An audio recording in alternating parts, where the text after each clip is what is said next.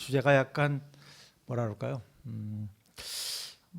말은 해야 되는데 말할 수 없기도 하고 말을 듣고 싶지만 말을 들을 수 없는, 그죠? 이게 신앙생활을 하면 여러 가지로 궁금한 것도 많고 또 얘기하고 싶은 것도 많긴 하는데, 좀 한국 교회가 되게 좀 보수적이라서 묻기도 쉽지 않고 대답하기도 쉽지 않은데, 제가 또 이거 관련해서 책을 벌써 쓴 지가 좀 됐죠. 2017년에 썼으니까요. 처음에는 그래서 이 한국 교회가 궁금해하는 거를 또 솔직담백하게 책을 썼으니까 사람들이 많이 사줄 것이다라고 하는 착각을 갖고 책을 썼는데, 생각보다 잘 안 팔리더라고요. 그래서 이게 한국 사회는 책을 쓰는 것만으로 끝나는 게 아니라 찾아다니면서 이제 설명을 해줘야 사람들이 그렇지 생각을 하게 될 것 같아서, 오늘 또 특별히 이 코로나의 긴 잠을 깨고 우리 목사님이 또 불러주셔서 여러분들 앞에 섰습니다. 그래서 내용이 약간 말씀을 중심으로 하는 거니까 설교 같기도 하고, 또 한편으로 보면 약간 좀 강의 같기도 하고, 그래서 여러분들이 좀 그 부분을 이해를 해주시면 좋을 것 같다는 생각이 들어요. 사실은 한국 교회의 금주라고 하는 문화는 되게 뭐라 그럴까요?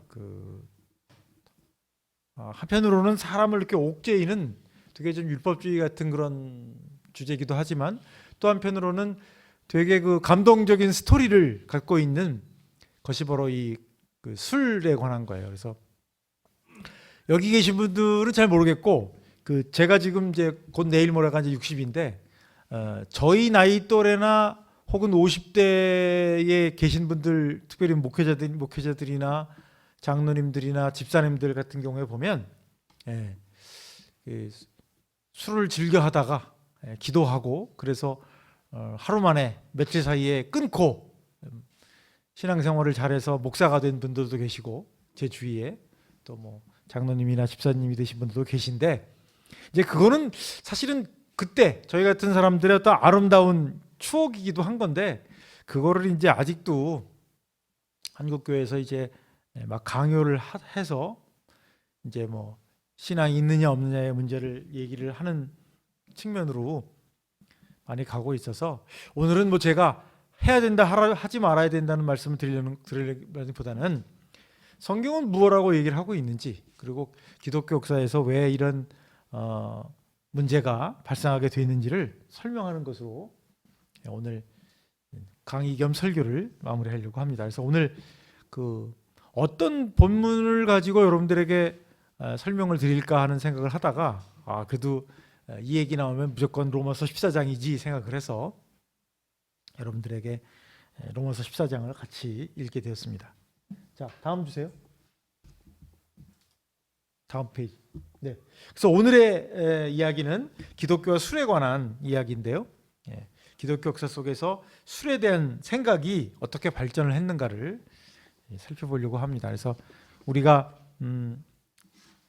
성경을 읽다 보면 관심 있는 부분만 읽고 관심 있는 부분들을 안 읽다 보면 우리가 이제 마땅 살펴봐야 될 내용들이 잘 다뤄지지 않는 그런 부분들이 있어서, 그런 부분을 좀 준비는 많이 했지만 준비한 걸 다 사용하면 여러분들 오늘 댁을 못 가실 수도 있으니까 제가 핵심적인 부분만 말씀드리고, 또 혹시 여러분들 중에 오늘 한 내용에 대해서 좀 더 관심이 있으신 분들은 제가 이 목사님한테 PPTX를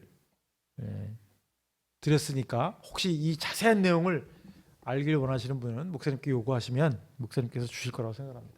다음 페이지 주세요. 자, 일상적으로는 두 가지 흑과 백이 있어요. 그죠? 금주냐 음주냐, 이 논란이 있는데, 저는 금주냐 음주냐의 흑백 논리를 다음 페이지 주세요. 세 가지 선택으로 저는 바꾸려고 합니다. 왜냐하면 이 세 가지 선택이 성경적이기도 하고, 또 기독교 역사에서 더 적절한 선택의 여지가 아닌가, 그런 생각이 들어서 지금까지는 이제 금주와 음주 둘 사이에서 결정을 해야 된다라고 얘기를 하지만 사실은 그건 아니다라고 하는 것을 오늘 좀 말씀드리려고 하는 것이 오늘 핵심 포인트입니다. 네. 한문을 이렇게 막상 쓰고 보니까 별 소용이 없는 한자를 구해가지고 써서 제가 죄송합니다. 원래 이 한자를 안 써도 되는데. 자, 다음 페이지 주세요. 네. 이거는 이제 그 어떤 병원에서 이 술을 마시면 신체가 어떻게 반응하는가 하는 거를 보여주는 게 있는데 너무 또 그 술에 대해서 긍정적인 내용만 PPTX에다가 이렇게 쓰면 또 목사님이 또 충격을 받으실까봐 제가 술의 부정적인 측면에 대해서 하나 그림을 다뤘지만 제가 이제 의학 전문가가 아니니까 넘어가도록 하겠습니다. 예, 성경에 보면 술을 긍정적으로 다루는 구절도 있고 술을 부정적으로 다루는 구절도 있고 술에 대해서 아무런 얘기를 하지 않는 구절들도 있다고 하는 거죠. 그래서 이제 제가 최근에 그 레위기 관련해서 이제 박사학위를 받았는데 그거를 받으면서 이제 공부를 하다 보니까 되게 재밌는 걸 발견했어요. 성경에 보면 특별히 출애굽기나 레위기나 민수기에 보면 하나님께 드려야 할 제물들 중에 중요한 부분이 술이었다고 하는 거죠. 그래서 처음에 오늘 살펴보려고 하는 말씀은 하나님이 술을 제물로 바치라고 그랬다라고 하는 말씀이 있다는 거죠. 다음 페이지 주세요. 그래서 구약 시대에 하나님께 드리는 제물은 보통 세 가지 정도의 그 기준이 있었다고 해요. 첫째는 흠이 없는 제물을 드려야 됐고, 두 번째는 목적에 맞는 제물을 드려야 됐고, 또 제물에 합당한 제물이라는 게 참 약간 좀 표현이 그렇긴 하지만, 그래서 고기, 곡식, 술을 세 가지 기본적인 제물을 하나님께 드리도록 했다라고 하는 거죠. 그래서 우리가 이제 보통 그 제물 그러면 이제 추수감사절에 그죠? 주로 이제 뭐 곡식이나 채소를 많이 드리는데 여러분들이 아마 오늘 이제 드리는 말씀을 보시면 충격을 받으실 수도 있는데 사실은 축제 때 드리는 제물이 곡식이나 채소뿐만 아니라 고기와 술이 거기에 포함되어 있었다라고 하는 것을 여러분들이 아셔야 될 것 같고요. 술이라고 하는 말이 이제 우리말 성경에는 뭐 전제 혹은 관제라고도 나와요. 그래서 관제라고 하는 말은 이제 부어서 드린다라고 하는 말이고요. 이 전제라는 말은 관제라는 말은 어디에 나오냐면 그 사도 바울이 내가 나를 관제로 제단에 부어 드릴지라도 뭘 하는 얘기를 할 때 그래서 술제물이라고 하는 말은 드링크 오퍼링이라고 할 수가 있겠습니다. 그래서 자 다음 페이지 주세요. 그래서 술제물을 드리는 목적은 무엇이냐? 음식의 기본적인 형태이기도 하고 두 번째는 하나님이 기뻐하는 향기를 내기 위한 목적으로 술제물이 드려졌다라고 하는 겁니다. 그래서 이제 그 번제단에서 태울 때 향기를 내는 제물은 여러 가지가 있었죠. 그래서 뭐 제물 자체도 태우면 향기를 냈고 뭐 올리브 기름이라든지 향료라든지 관유라든지 그리고 술 같은 것들이 하나님이 기뻐 받으시는 그런 제물로 드려졌고 또 하나 이제 술 제물의 특징은 제사의 마무리 단계에 드리는 제물이었다라고 하는 것을 우리가 알 수가 있겠어요. 그래서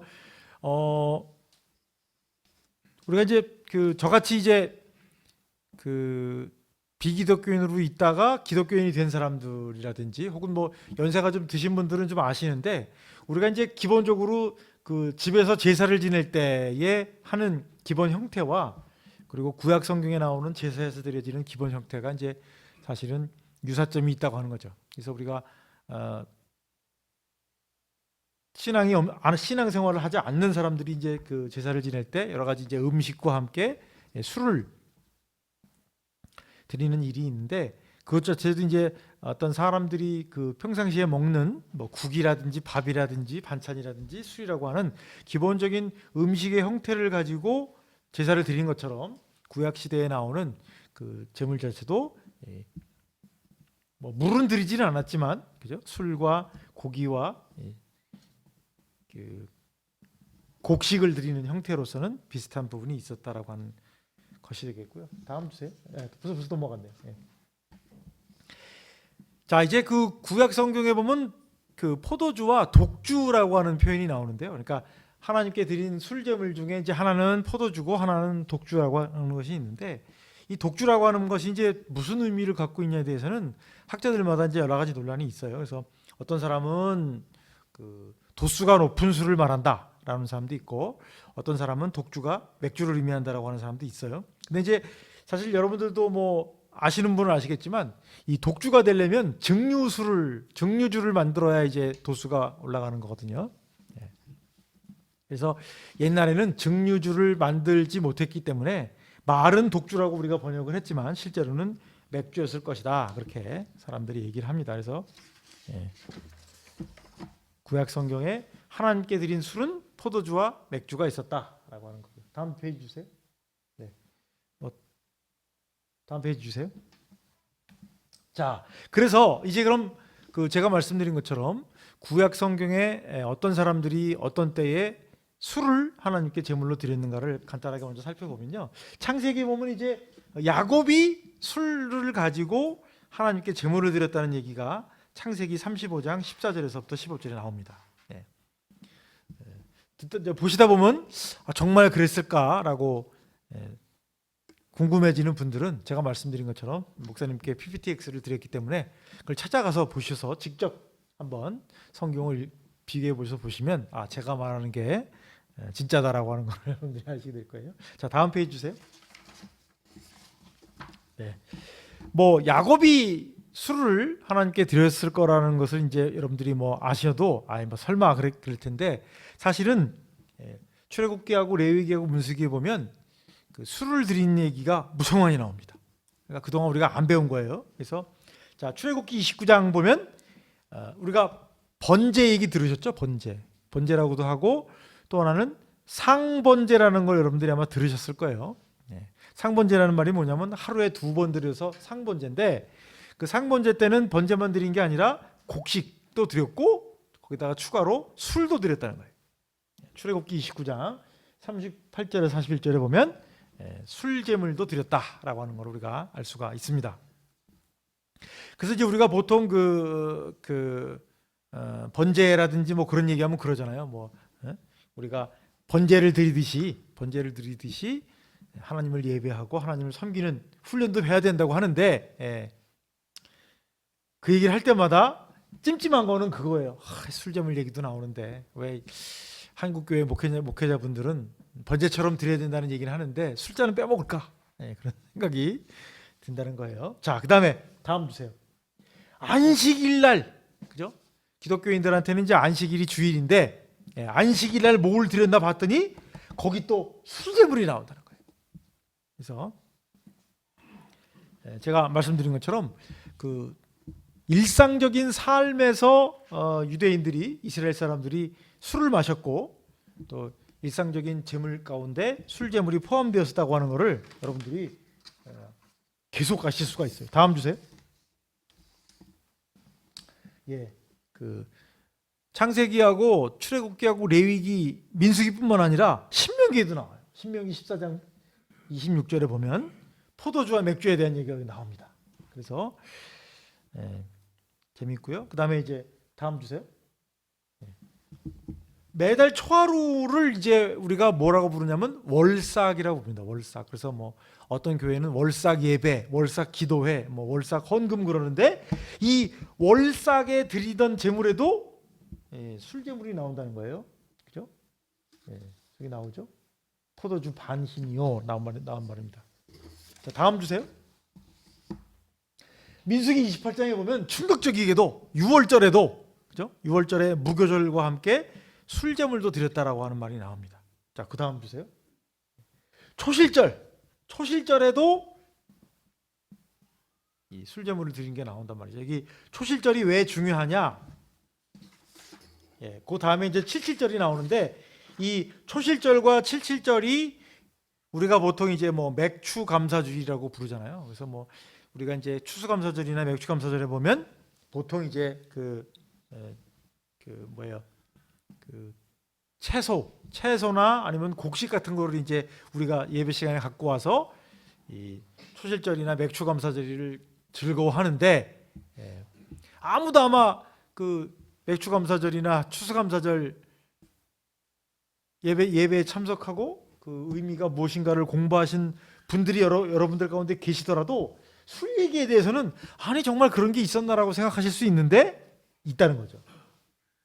그래서 심지어 7월 77절도 넘어갔고 또 그 7월달 첫째 날 7월달 첫째 날 월삭 때 드리는 제물에도 술 제물이 있었더라 하는 거고요.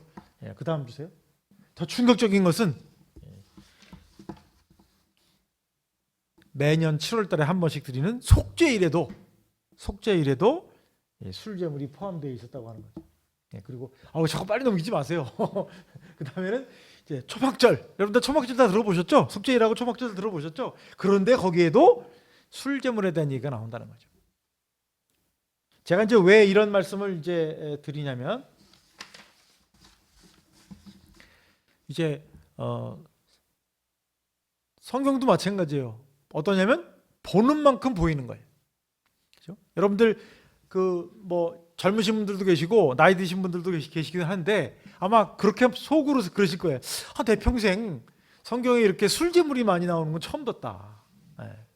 근데 제가 없는 얘기를 드리는 게 아니거든요. 있다는 거예요. 그래서 제가 이제 오늘 말씀드렸잖아요. 우리에게는 마실 것이냐 마시지 않을 것이냐에 그 두 개의 흑백 논리가 있는 게 아니고 세 가지 선택의 여지가 있다. 그 중에 여러분들이 하나를 선택해야 된다고 제가 말씀드리려고 하는 게 뭐냐면 구약 성경에 보면 하나님이 제물로 바치라고 하는 데서 술 제물이 빠지지 않았다는 거죠. 다음 페이지 주세요. 심지어 나실인의 법에도 나온다는 거죠. 우리가 나실인 하면 항상 얘기하는 게 뭐예요? 나실인은 술을 금지했고 심지어 포도도 못 먹겠다. 그렇기 때문에 여러분들은 나실이처럼 살아야 된다고 얘기하는데 거기 딱 한 구절 지나가면 나실인이 서원을 마칠 때 어떤 일을 하냐면 술 제물을 바쳤다라고 하는 말이 나온다는 거예요. 그다음에 다음 주세요. 요엘서에 보면 선지서에 보면 그 이스라엘 사람들의 인생에서 혹은 제사에서 가장 슬픈 일이 뭐냐면 곡식이 떨어지고 새 포도주가 말랐고 기름이 다했도다라고 얘기를 요엘 선지자가 할 정도로 이 곡식과 술 제물이 여호와의 성전에서 드려지지 못했기 때문에 제사장이 심지어 슬퍼했다라고 하는 표현도 나오고 있다고 하는 거죠. 자, 거의 여기까지는 이제 술에 대한 긍정적인 얘기가 나오고요. 자, 다음 주세요. 그렇다면 이제 우리가 일상적으로 들어왔던 금주나 절주에 대한 말씀들을 여러분들이 뭐 아시는 분도 계시겠지만 겸사겸사해서 한번 들어볼게요. 다음 주세요. 자, 그렇다면 제사장은 과연 술을 마셨을까라고 하는 말이죠. 신기하게도 하나님은 제사장과 백성들에게 여러 가지 제물을 심지어 술 제물까지 바치라고 했는데 제사장에게는 술을 마시라고 했을까 안 마시라고 했을까라고 하는 것을 한번 질문을 드려볼게요. 거기 레위기 10장 9절에 보면 제사장에게는 뭐라고 얘기하느냐? 제사장들은 회막에 들어갈 때 제사일을 할 때 포도주와 맥주를 마시지 말라. 마시면 죽는다. 그렇게 아주 충격적인 말씀을 하고 있는 내용이 레위기 10장 9절이라고 하는 거죠. 그렇죠? 그래서 우리가 항상 술을 금할 때는 제사장 얘기를 하거나 혹은 그 나실인 얘기를 하면서 술이라고 하는 것은 절대로 입에도 대지 말라 그렇게 얘기를 하죠. 자, 다음 주세요. 왜 제사장들이 그 회막에 들어갈 때 술을 금해했느냐? 그들에게 주어진 중요한 그 임무가 있었기 때문에 그 분별하는 임무를 잘 못할 수 있기 때문에 이 제사장들에게는 술을 금했다라고 하는 말이 이제 레위기 10장 10절부터 11절에 나옵니다. 자, 그다음 주세요. 자, 직무 가운데 금주가 필요한 다른 사람들에 대해서도 얘기를 하고 있다는 거죠. 그러니까 먹지 말라라고 하는 사람이 이제 말씀드린 것처럼 제사장, 일을 들어갈 때 제사장이 있고 또 왕에 대해서도 여러 가지 충고 중에 왕은 금주를 해야 된다라고 얘기를 하고 있어요. 그죠? 이 말씀을 들어야 될 사람이 한 분 계시긴 한 것 같은데 누군지는 여러분들이 한번 잘 생각해 보세요. 자, 그래서 잠언에 보면 잠언 31장 4절 5절을 보면 왕은 술을 마시는 것이 합당치 못하다라고 얘기를 하고 있다는 거죠. 왜? 왕이 술을 마시다가 법을 잊어버리고 모든 공고한 자들의 송사를 굽게 할까 두려우니라. 다음 주세요. 자, 잘 여러분들이 들어오셨던 얘기지만 나시린에 대해서도 말씀을 하고 계세요. 나시린, 서원한 동안에는 포도주와 맥주를 멀리하며 포도주로 된 초나 맥주로 된 초도, 여기서 초는 그 어둠을 밝히는 초가 아니고 이 식초를 말하는 식초.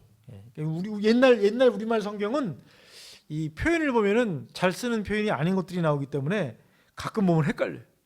아마 여러분들도 만약에 민수기 읽으셨던 분이면 포도주를 가지고 촛불을 만들었나 생각하실 수 있는데 이거는 이제 식초를 말하는 식초. 나 심지어 뭐예요? 생포도나 건포도도 포도나무 솟아는 씨나 껍질이라도 먹지 말라라고 얘기를 했다고 하는 거죠. 근데 이제 문제는 이거는 이제 서원한 동안에만 나시린은 그렇게 했다라고 하는 거죠. 다음 주세요.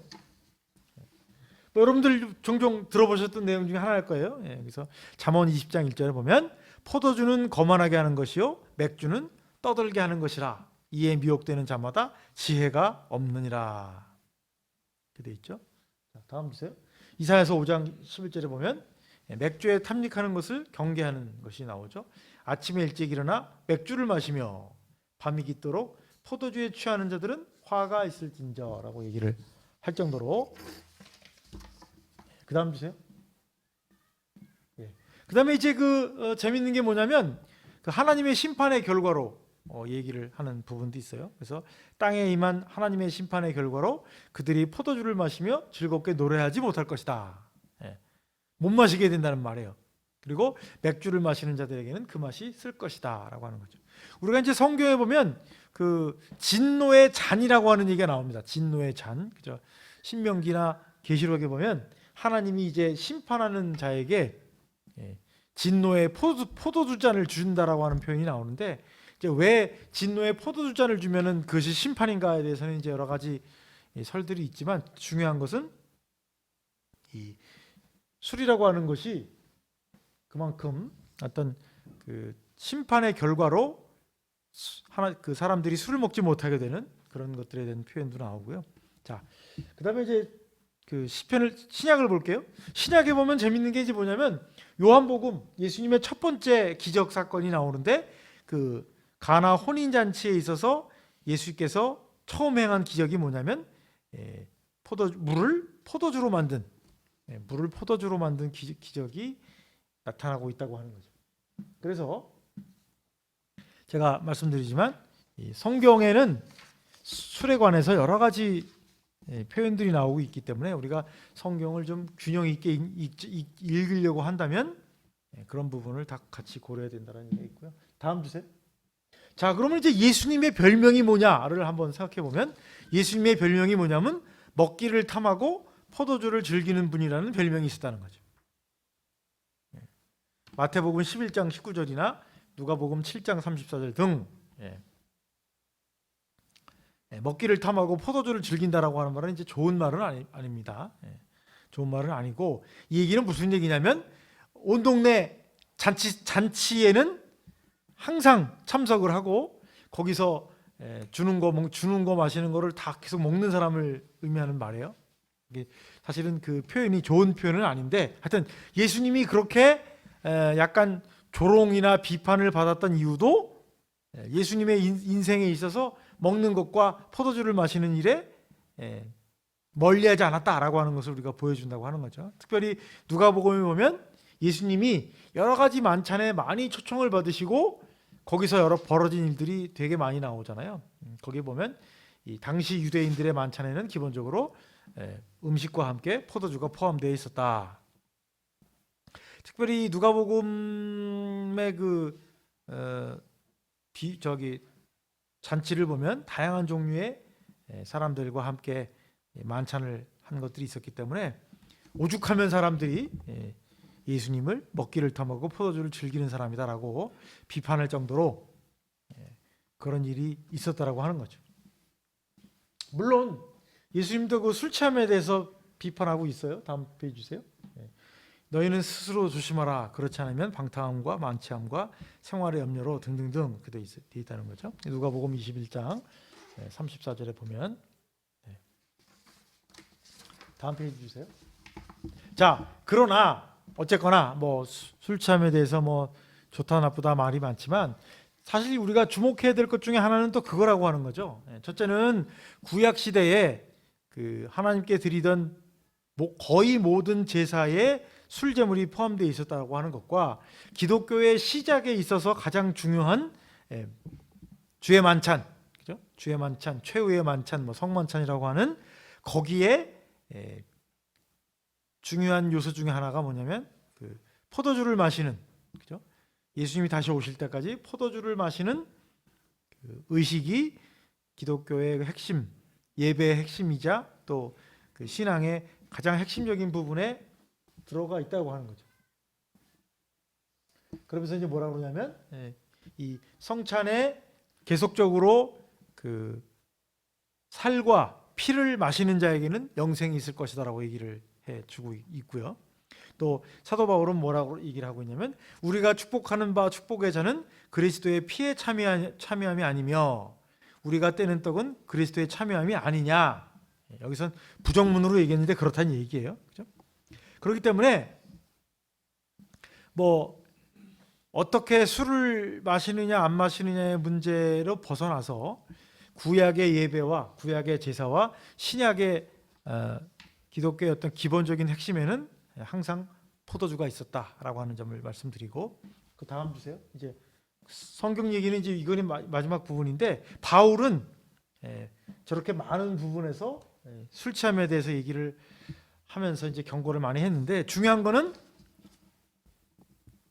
우리말 성경에는 이제 술 취함이라고 번역이 좀 잘못됐어요. 그렇죠? 저희 젊었을 때도 항상 그 대학생들이나 청년들이 모이면 항상 문제가 논의하는 게 그거였어요. 뭐 술을 마셔야 되느냐, 마시지 말아야 되느냐에서 논의하다가 어떤 사람이 그렇게 얘기했어요. 성경에 보면 술 취하지 말라고 그랬다. 그래서 우리가 반 잔을 마시든 한 잔을 마시든 술이 넘어가면 당연히 취하니까 성경은 술을 절대로 마시지 말라고 얘기하는 거다라고 얘기를 했는데 중요한 거는 우리말 성경이 번역이 잘못된 거죠. 여러분도 알다시피 술이라는 거는 한 모금을 마시든 뭐 반 잔을 마시든 한 잔을 마시든 술을 마시면 무조건 뭐예요? 취하게 돼 있단 말이죠. 그렇기 때문에 번역을 잘못한 거예요. 원래 성경은 뭐냐면 술 주정뱅이가 되거나 만취하는 거를 성경은 바울은 금하고 있는데 우리나라 성경은 번역되면서 술 취하지 말라고 그래가지고 잘못 생각해 보면 이게 바울은 술을 한 잔도 마시지 말라고 얘기한 게 아니냐라고 오해하는 일이 벌어졌다라고 하는 겁니다. 자, 기독교 역사 쪽으로 들어갈게요. 다음 페이지 주세요. 네. 자, 이제 그 수도원 얘기를 좀 할게요. 수도원이 기독교 역사 속에 두 가지 종류의 수도원이 있어요. 여러분들 잘 모르셨을 텐데 수도원이 두 가지 종류의 수도원이 있는데 하나는 광야 수도원이 있고 하나는 유럽 수도원이 있었어요. 그래서 광야 수도원에서는 약간 금욕주의가 강했기 때문에 술 마시는 거를 엄격하게 금주를 했단 말이죠. 그런데 유럽의 서방교회 수도사들은 음료로서 포도주와 맥주를 허용을 했을 뿐만 아니라 이 수도원에서 이 포도주와 맥주를 개량을 하고 키워서 사실은 유럽 지역의 그 포도주와 맥주를 개량하고 보급한 사람들이 누구였냐면 수도사들이었다고 하는 거죠. 그래서 수도사들 사이에서도 그 기독교 역사 속에서도 술을 어떻게 이해할 것이냐에 대해서 두 종류가 있었다는 거예요. 그러니까 그 동방교회 수도사들은 절대로 마시면 안 된다라고 하는 사람이 있었고 서방교회에서는 마셔도 된다. 심지어 그 사람들이 그거를 이제 잘 개발을 하고 발전을 시켜서 그 중세 유럽의 음주 문화에 기여를 한 그런 일들이 있었다라고 하는 거죠. 다음 주세요. 그래서 사실은 이와 같이 그 술에 대해서 여러 가지 논란도 있었지만 고대 기독교나 중세 기독교나 종교개혁 이후 시대의 기독교가 전 세계 술 보급의 주역으로 발전했다라고 하는 거죠. 그래서 성찬용 술뿐만 아니라 일상적인 삶의 음료수로서도 기독교가 크게 기여를 했다라고 하는 거죠. 그래서 루터 같은 경우에도 맥주를 즐겨 마셨고, 칼빈 같은 경우에는 그 월급 명세서에 포도주가 포함되어 있었다라고 하는 점을 우리가 알아야 한다고 하는 거죠. 자, 그러면 다음 주세요. 이처럼 성경은 긍정하지도 부정하지도 뭐 어떻게 하지도 않는 그런 여러 가지 모습들이 보였는데, 그러면 이제 우리가 한국 교회의 신앙인으로서 한국 교회가 이렇게 그 금주의 문화가 강하게 되었는데, 도대체 그러면 그게 성경과 기독교 역사 속에는 그렇지 않았던 것 같은데, 도대체 그러면 왜 한국 교회는 금주에 대해서 그렇게 강조하게 되었고, 어떤 제가 앞서 말씀드린 것처럼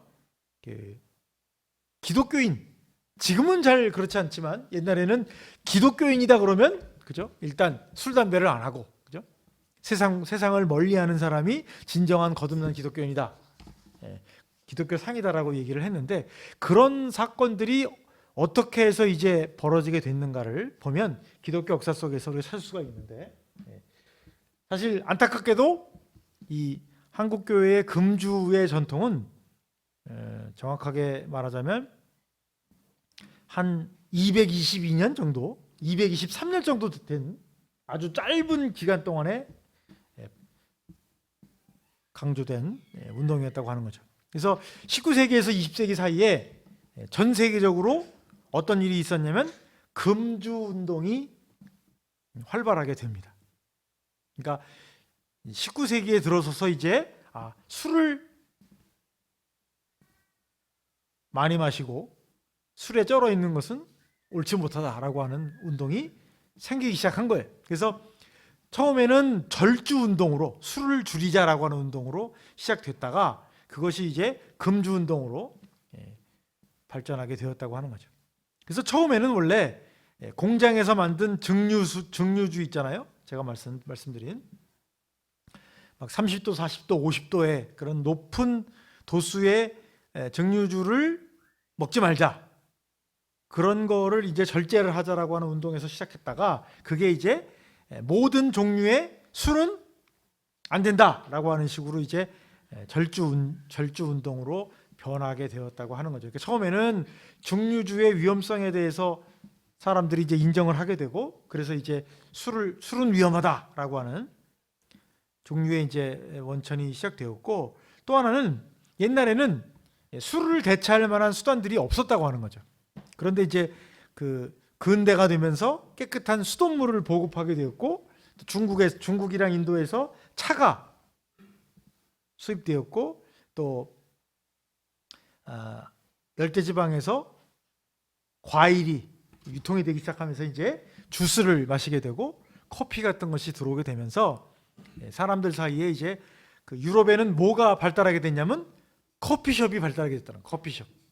그죠? 그래서 그때는 어떤 일이 벌어졌냐면 술을 마시면 약간 좀 미개하고 커피나 차 같은 거를 마시면 되게 좀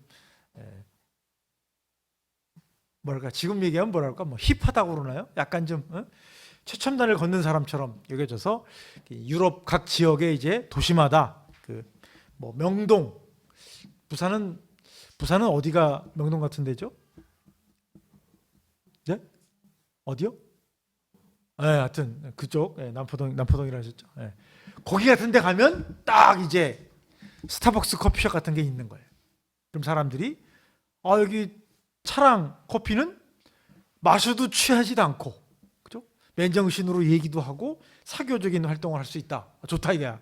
그래가지고 이제 말씀드린 것처럼 이 도수가 높은 술이 위험하다라고 하는 자각과, 또 하나는 술을 대체할 수 있는 수단들이 발달하게 되었기 때문에 이제 점점점 어떻게 돼요?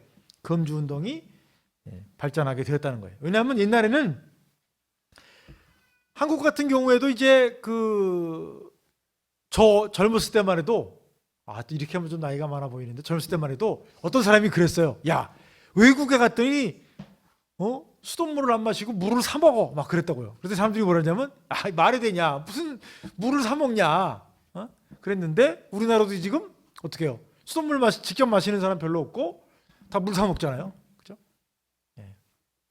그리고 요즘도 식당에 가면 어떻습니까? 수돗물 주는 사람들 거의 없잖아요. 수돗물 주는 식당 거의 없잖아요. 다 그 물을 다 필터링을 해가지고 그죠? 주듯이. 어저께도 우리 목사님이랑 같이 그 얘기했어요. 그 컴퓨터의 유래에 대해서 얘기를 하면서 우리 옛날 얘기하면서 막 되게 즐거웠는데, 옛날에는 그 뭐예요? 컴퓨터 킬려면 그 플로피 디스크를 하나 집어넣고 시동을 걸어야 컴퓨터가 켜졌어요. 여기 연세 드신 분들은 경험을 했을 텐데 여기 젊으신 분들은 뭔 소리야 무슨 컴퓨터를 시동을 시키는데 플로피 디스크를 꽂아 그렇게 얘기하시도 모르는데 더 충격적인 건 뭔지 아세요?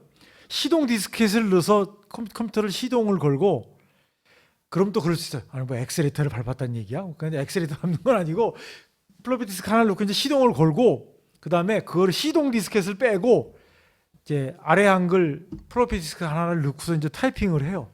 그런 다음에 출력을 하려면 거기 끼워져 있던 플로피 디스크를 하나 빼고 그 프린터용 플로피 디스크에서 하나 더 꽂고 이제 출력을 하면 이제 막 찌르륵 하면서 이제 출력이 됐던 옛날 얘기를 하면서 신 목사님이랑 웃었는데 자꾸 이런 얘기를 하면 이제 아재 감성이라 얘기하면 안 되는데 하여튼 그래서 옛날에는 여러분들 그 유럽 지역을 여행 가 보신 분들도 아시겠지만 동남아 같은 데나 뭐 심지어 중국 같은 데 여행 가 보신 분들은 아시겠지만 거기는 물을 마실 수가 없다는 거죠.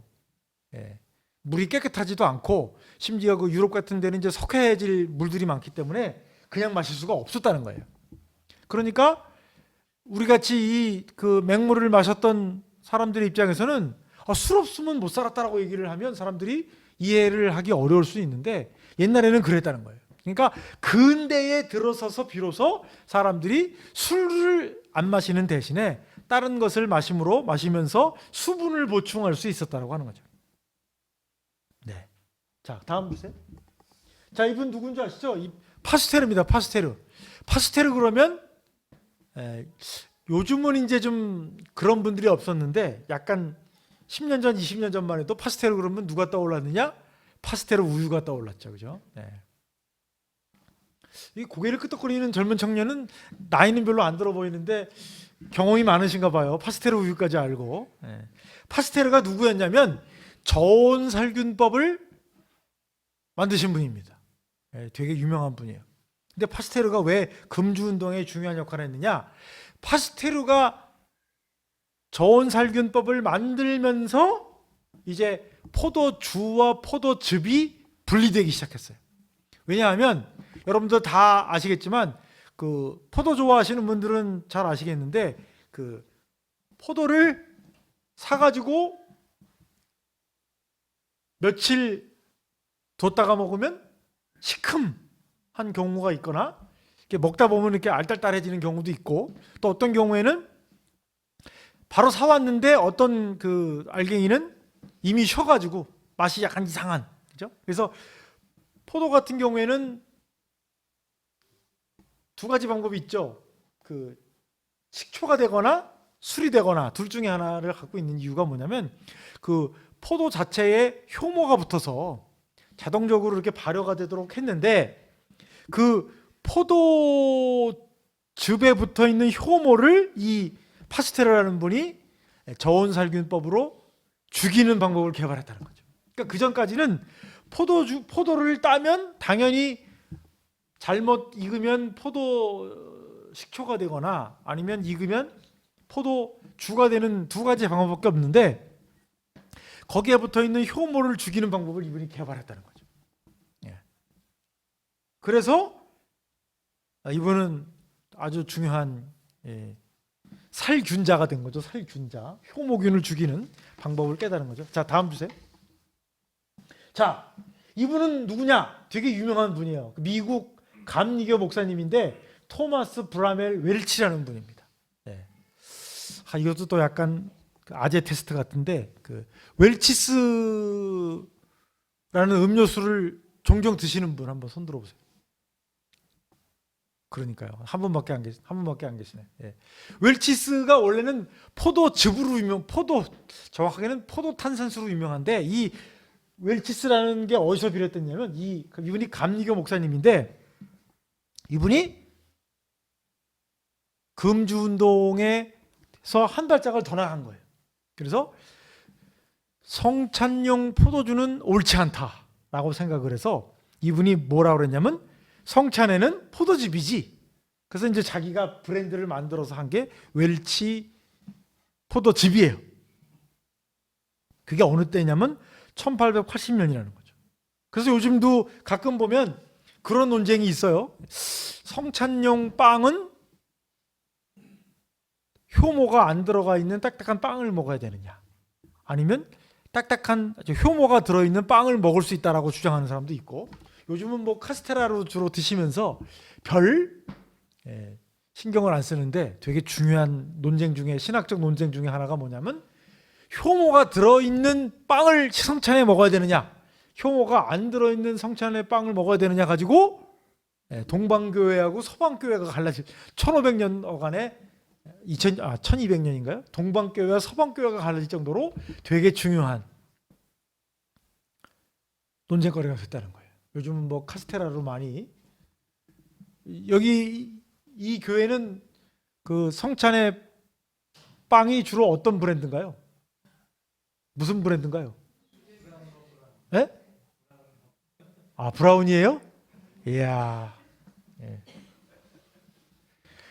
제가 다니는 교회는 어느 날 옥수수가 들어있는 빵으로 성찬을 해가지고 우리가 농담 삼으로 그랬어요.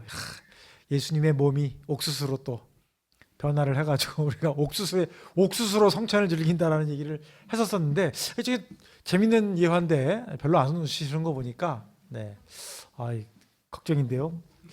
웃음거리가 많이 준비되어 있었는데 큰일 났네. 그래서 논란 중에 하나가 뭐였냐면, 포도즙을 마셔야 되느냐, 포도주를 마셔야 되느냐 가지고 한국 교회에서 논란이 있었다는 거죠. 여러분들은 그러면 어떻습니까? 빵은 브라운이고, 그러면 잔은 뭘로, 어떤 걸로 드십니까?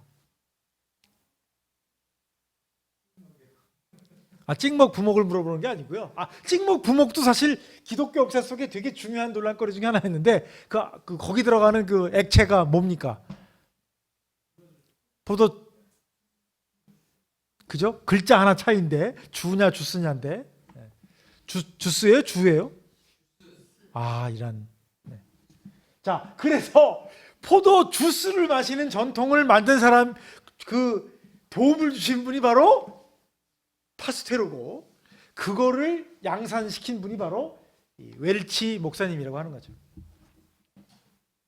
그래서 이분은 자기의 신학적 사상이 뭐였냐면, 성찬은 포도 주스를 해야 된다라고 하는 이분의 신학적 사상을 실천시킨 분이 바로 이 웰치 목사님이었다고 하는 거죠. 자, 그런데 왜 이분이 이게 가능했느냐? 한 가지가 더 있어요. 여기는 좀 언급을 안 했는데, 첫째는 파스테르라는 분이 중요한 역할을 했고, 두 번째는 웰치 목사님이 중요한 역할을 했는데, 자, 미국의 경우에는 캘리포니아 지역에서 주로 포도를 키웠어요. 근데 여러분들이 만약에 워싱턴에 사는 사람이다, 그러면 어떻게 성찬을 할 수 있었을까요? 워싱턴에 사는 사람도 포도주를 마셨을까요? 아니면 포도주스를 마셨을까요? 그때 되게 모든 답을 알 수 있을 것 같은 거는 똑똑하게 생기신 분이라 제가 여쭤보는 거예요.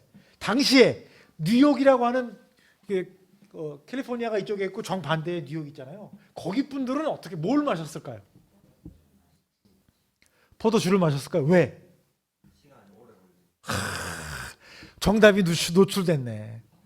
자, 이분이 미국 전 지역의 포도 주스를 보급할 수 있었던 세 번째 이유는 뭐냐면, 그때 뭐가 발전이 됐냐면 크게 두 가지 중요한 발전이 있었다는 거예요. 하나는 뭐예요? 깡통. 네, 깡통과 또 하나는 냉장 시스템이 발전이 됐어요. 여러분들 생각해 보세요. 포도를 따서 포도즙을 짜가지고 했는데 캘리포니아에 있는 사람들은 그 기간에 변형이 안 생기니까 성찬 시간에 포도 주스를 마실 수 있었는데 저 멀리 있는 사람들은 어떻게 해요? 옮겨가는 동안에 상하면 식초가 되는 거고 안 상하면 뭐가 돼요? 또 포도주가 되겠죠. 그런데 세 번째로 이 도움을 줬던 요인이 뭐냐면 냉장 시스템이었다는 거죠. 그래서 냉장 시스템으로 미국 전역에 포도 주스를 보급할 수 있었고 심지어 태평양과 대서양을 건너서 유럽에도 포도 주스를 판매할 수가 있게 됐다는 거예요. 그러니까 어찌 보면 되게 재밌죠?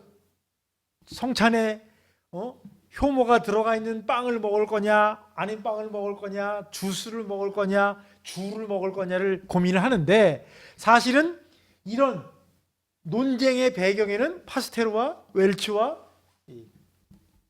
냉동 체인 배달 시스템이 있었다고 하는 거죠. 없었다면 세 사람이 없었다면 여러분들은 포도주를 즐기고 계셨을 거예요. 왜? 그게 이 세 가지 요인이 없었다면 포도 주스를 먹을 수 있는 방법이 없다고 하는 거죠. 상하니까.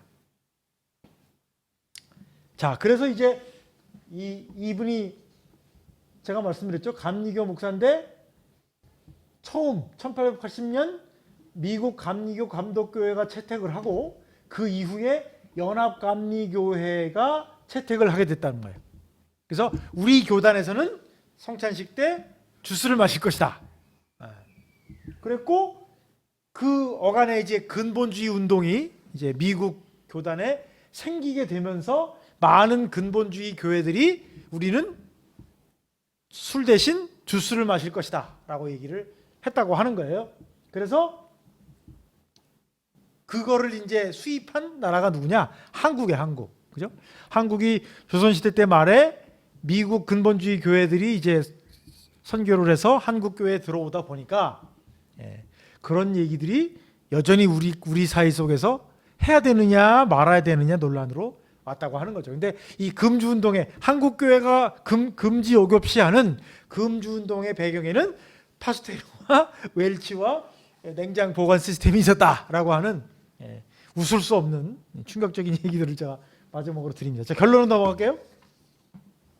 자, 바울의 권면으로 우리가 돌아가서 앞서 우리가 읽었듯이 결론을 내보도록 하겠습니다. 원래 이 바울의 문맥은 시장에서 파는 음식을 사서 먹는 것이 옳으냐 그르냐에 대한 논란에서 나온 것이라고 하는 거죠. 왜냐하면 시장에서 파는 음식들이 고기나 혹은 포도주가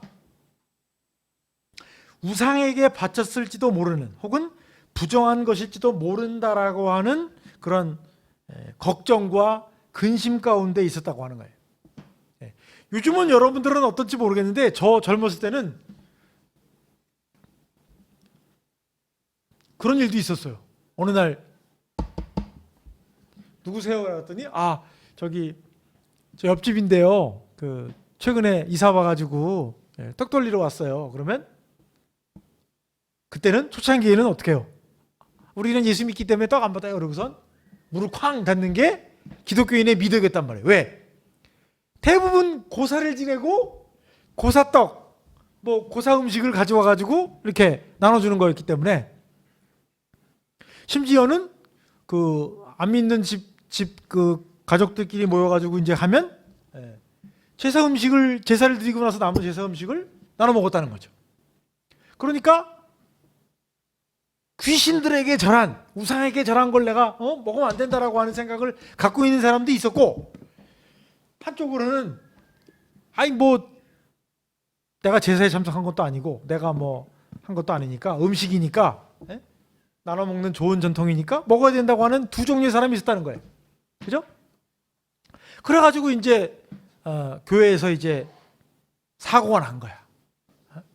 너는 말이야, 생각도 없이 그 우상에게 바쳐졌던 그 음식이 아무리 맛있고 좋고 싸다고 그걸 사갖고 가서 먹냐? 먹으려면 너 혼자 먹든지 갖고 와가지고 개똥이 말똥이에게 나눠주면서 야 이거 맛있지, 내가 그 시장에 가서 사온 건데, 그렇게 얘기를 했단 말이야. 어떤 사람은 그래서 열심히 먹다가 토할 수도 없고 너는 나를 시험에 들게 하는 놈이야 막 그러면서 막 싸우기도 하고, 그러니까 바울이 해답을 주려고 했다는 거예요. 마찬가지로 그 다른 데 보면 그런 것도 나와요. 그 시장 가서 음식을 살 때 물어보지 말고 먹어라. 왜냐하면 물어보면 지켜보는 사람들이 실족할 수 있기 때문에. 그죠? 저기 김 사장님, 이 오늘 들어온 그 소고기 뒷다리가 되게 질도 좋고 맛있어 보이는데요? 이거 어디서 난 거예요? 라고 물어보면 안 된다는 거예요. 왜? 질 좋고 싸고 좋은 거는 분명히, 그죠? 아폴로 신전에, 이거 오늘 아침에 아폴로 신전에 그 제물로 바쳤던 건데 오늘 내가 정말 어렵게 구한 거야. 내가 당신 단거리니까 내가 고기 주는 거야. 그러면 뭐예요? 나는 아무 생각 없이 사서 먹으려고 그랬는데 같이 쫓아왔던 김 집사, 김 권사님이 갑자기 얼굴이 울그락부르락해지면서 야, 너 그런 줄 몰랐다. 네가 우상 숭배에 이거 아폴로 신전에 들어가지만 하는 거지. 너 당신 똑같이 우상 숭배자야. 어떻게 이걸 갖고 말이야. 그렇게 얘기할 수 있었다는 거죠. 그런 상황에서 이 바울이 아주 절묘한 지혜로운 말씀을 얘기해 주고 있다는 거죠. 그래서 바울이 뭐라 그랬느냐? 사람들을, 다른 견해를 가지고 있는 사람들을 서로 경멸하거나 비판하는 게 아니라 조화와 일치 가운데 배려와 이해가 필요하다라고 얘기를 했다는 거예요. 그러니까 어찌 보면 우상 숭배, 부정한 거라고 하는 심각한 문제이기도 하겠지만, 또 한편으로 보면 먹는 것과 마시는 거, 음식이라고 하는 거죠. 그러면서 뭐라고 얘기하냐면, 그 바울이 뭐라고 하냐면 둘 다 하나님이 받으신 자들이고, 먹거나 마시는 거를 먹지 않고 마시지 않음으로 굶주리면서 영양실조가 돼가면서 주의 일을 한다고 애를 쓰기보다는 열심히 먹고 열심히 마시면서 주의 일을 하라. 하나님 나라를 위해 사는 것이 어떻겠느냐라고 얘기를 해주고 있는 건데, 그 다음 주세요. 이것도 사람들이 헷갈리더라고. 이거는 금주하는 사람들에 대한 말씀과 음주하는 사람들에 대한 말씀이 나눠져 있는데, 마지막에 나와 있는 그 음주하는 사람들에 대한 말씀을 가지고 거봐, 결국 먹지 말라는 얘기 아니냐라고 얘기를 하는데, 사실은 3절부터 10절까지는 금주하는 사람들에 대한 얘기고 15절부터 21절까지는 음주하는 사람들에 대한 권면이라고 하는 거죠. 그래서 자, 이거 이제 거의 다 끝났으니까요, 같이 한번 읽어보죠. 금주하는 사람들에 대한 바울의 권면, 여기 보고 가세요. 자, 시작. 먹는 자는 먹지 않는 자를 업신여기지 말고 먹지 않는 자는 먹는 자를 비판하지 말라. 먹는 자도 주를 위하여 먹으니 이는 하나님께 감사하며 먹지 않는 자도 주를 위하여 먹지 아니하며 하나님께 감사하느니라. 내가 어찌하여 내 형제를 비판하느냐? 어찌하여 내 형제를 업신여기느냐? 다음 주세요. 다음은 이제 음주하는 자들에 대한 바울의 권면이에요. 자, 15절 시작. 만일 음식으로 말미암아 내 형제가 근심하게 되면 이는 내가 사랑으로 행하지 아니함이라. 그리스도께서 대신하여 죽으신 형제를 내 음식으로 망하게 하지 말라. 하나님의 나라는 먹는 것과 마시는 것이 아니요 오직 성령 안에 있는 의와 평강과 희락이라. 고기도 먹지 아니하고 포도주도 마시지 아니하고 무엇이든 내 형제로 거리끼게 하는 일을 아니함이 아름다우니라. 그러니까 이거를 그동안은 한국 기독교인들이 잘못 읽었어요. 그래서 17절과 21절을 가지고 이게 모든 사람을 위한 말씀이라고 생각해 왔는데, 제가 분석을 해보니까 3절부터 10절까지는 안 마시는 사람들에 대한 권면이고 15절부터 21절까지는 마시는 사람들에 대한 권면이라고 하는 거죠. 사실 제일 어려운 게, 동네에서 싸움 났을 때 제일 재밌는 거는 싸움 구경하는 건데, 그죠? 제일 힘든 거는 뭐예요? 둘을 잘 화해시켜서 싸우지 않게 더 화목하게 하는 것이 사실은 제일 어려운 거예요, 그죠? 왜냐하면 싸움 구경 갔다가 잘못 끼어들어서, 그죠? 싸우는 사람이 휘두른 주먹에 맞아서 지켜봤던 내가 전치사주라든지, 아니면 싸움 말리다가 두 싸우는 사람들에게 원수가 되는 경우도 있기 때문에 이 싸움 문제는 지켜보는 거는 재밌지만 싸움을 말리는 것은 어려운 일이라 이거예요. 마찬가지로 어찌 보면 뭐 술의 문제는 죽고 사는 문제도 아니고, 그죠? 천국에 가냐 못 가느냐 문제도 아니지만, 또 어떤 사람 입장에서는 그러한 그 전통 가운데 자라온 사람은 야, 어떻게 술을 마시는 사람이 천국을 가겠느냐, 술을 마시는 사람이 믿음이 있겠느냐, 뭐 그런 식으로 해가지고 결국 이게 전쟁터로 바뀔 가능성이 있다고 하는 거죠. 그러면 도대체 성경은 우리에게 무엇을 얘기하느냐? 앞서 제가 말씀드렸어요. 성경에는 술을 제물로 바치는 경우도 있고, 또 2000년의 역사 속에 제일 중요한 것이 바로 성찬이라고 하는 그 의식 속에 술을 마시는 전례가 있었는데, 그 포도주를 포도즙으로 만들기 시작한 게 223년밖에 안 됐다는 거예요. 그렇다고 그럼 모든 전 세계의 기독교가 다 포도 주스를 마시느냐? 그거는 아니에요. 포도 주스를 마시는 사람들이 퍼센트로는 되게 소수예요. 그죠? 우리나라는 또 전통이라는 게 또 무서워서 포도 주스를 마시는 전통이 강하다 보니까 이게 전 세계적으로 포도 주스가 승, 포도주가 패배, 뭐 그런 걸로 생각하기 쉬운데, 사실은 아직도 교회 전통에는 포도주를 마시는 전통이 더 강하다라고 하는 거죠. 그런 면에서 우리가 누구의 손을 들어주고 누구의 손을 내려줌으로써 교회의 갈등과 분란과 질투와, 그죠? 모멸감을 주게 하는 것에 목표를 두는 것이 지금까지의 한국 교회의 권면이었다고 한다면 사도 바울은 그럼 과연 도대체 우리에게 무엇을 얘기하고 있는가 생각하면 두 종류의 사람들에게 다 적절한 권면을 해줌으로 해서 교회가 분열되고 교회가 갈등으로 다툼이 나는 것을 막을 수 있었다라고 하는 겁니다. 그래서 제가 이 성경에 대한 얘기도 많이 말씀드리고 사도 바울의 권면도 얘기하고, 어떻게 이 금주의 전통이 성찬에 포도 주스를 마시는 전통이 생겼나를 다 말씀드렸으니까, 어떻게 실제적으로 세부적으로 어떻게 할지에 대해서는 여러분들이 이제 각자 잘 묵상해 보시고 잘 결정을 하시고, 또 더 궁금한 내용은 제 책을 보시든지 아니면 목사님한테 물어봐서 단판을 지시도록 바라겠습니다. 저한테는 어떻게 할 거냐고 또 분명히 이제 끝나고 물어보는 분들이 계신데, 어떻게 하라 할 것인지에 대해서는 제가 이미 다 말씀을 드렸으니까 자꾸 또 물어봐서 저를 괴롭히지 마시고 다 믿음 안에, 주 안에 성경 말씀 묵상하는 가운데, 또 교회의 덕을 세우는 가운데서 잘 마무리 짓기를 기도하겠습니다. 감사합니다.